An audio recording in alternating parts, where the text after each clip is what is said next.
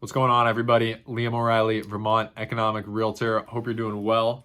Hope everyone had a great Thanksgiving this past Thursday. I went home for Thanksgiving. I'm from New Hampshire, so it's about a 2.5 hour drive away. And when I was home on Wednesday night, we went out downtown to a local bar, and I ran into a childhood friend of mine who owns 4 units in downtown Concord, New Hampshire.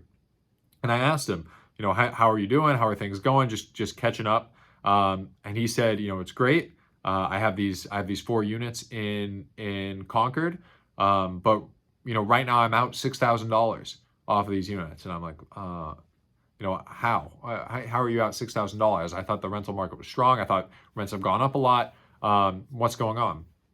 So he told me that 2 of his units stopped paying rent, and he's going to have to evict tenants in 2 of his units, which makes sense if you think about it. I mean, he was telling me the story that October 1st comes around, he doesn't receive a rent payment from both of these tenants at the same time. He messages them, they're like, okay, no problem, rent's coming. 15th rolls around, gives the late notice, hey, I'll have rent soon. All of a sudden, the 1st of November comes around, and they still haven't paid October's rent, and no November rent comes in. So just like that, I mean, if you think about it, if you're charging $1,500 per month per unit, two bedroom units for $1,500 per month, just like that, you're out $6,000. And my buddy, he's not a massive investor. He, like I said, he has 4 units, so I'm sure he's financially responsible and can absorb the cost of tenants not paying for a couple months. But still, it's not like he's this big company that can absorb it. It's going to have an effect into his spending and into the local economy. He's going to have a tighter budget because of that, and I think it's a sign of where the economy's at, and the effects that of inflation is having, and the effects that the tighter monetary policy is having.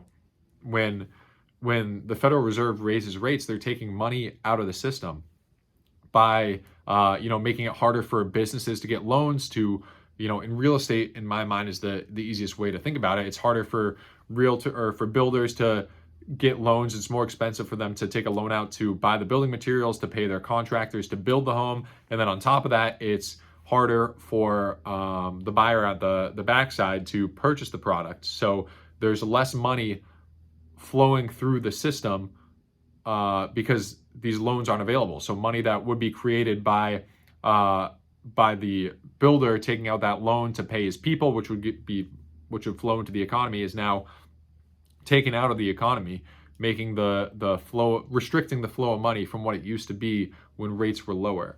And you can see that in the tenants of my buddy here. At least it seems to me that they're feeling that effect first. So it's going to be interesting to watch what happens to evictions and what happens to delinquent rents as opposed to delinquent mortgages. I guess delinquent rents wouldn't be the right term, but tenants who stop paying. Because if you think back, one of the videos that I made recently talks about how Vermont, and I know my buddy was in New Hampshire, but it's 2.5 hours away. It's a different market, but it's pretty close. Anyway, coming back to Vermont, one of the past videos I did, they was talking about how Vermont is equity rich in the properties. Homeowners are equity rich in the properties that they own. 75% of homeowners that have a mortgage have more than 50% equity in their property. So essentially the property value, or the estimated property value of their home, could go down 50% and they still wouldn't be underwater on their mortgage. So in Vermont, it's unlikely that we're going to see a increase of mortgage delinquencies, because if people start having trouble with the mortgage, or have trouble financially, have trouble paying their mortgage, they can sell it and even sell it for under market value and still be positive. at least 75% of homeowners with a mortgage, and that doesn't even take into account people who are paying cash. So, I don't think a wave of foreclosures is coming, at least not in Vermont. That's going to completely disrupt the market here. Speaking about the Vermont housing market, I'm going to leave a link in the description from Realtor.com. Burlington and South Burlington are the third hottest, or I guess is the third hottest market in the country right now. So Realtor.com, they measure it in kind of a weird way. They have it based on days on market and then based on unique viewers per property. So basically, you'll see in the link the charts that they have. Vermont, or not Vermont, but Burlington and South Burlington have 2.3 the amount of users per property than the average home on the market, if that makes sense. So if the average home in America gets 20 viewers, let's just say 20 views per listing, the average home in Burlington and South Burlington gets 2.5 times that. So somewhere over 40 views, which is pretty significant. And it's, it's indicative of what we've talked about on this channel, where demand has decreased, but inventory and supply has also decreased. And there's still a lot of buyers out there relative to the amount of homes on the market. And we're seeing that in terms of, prices are increasing year over year and month over month as of October, as we talked about in the market stats video. But so, this data isn't really surprising, but it's good to see compared to other parts of the country.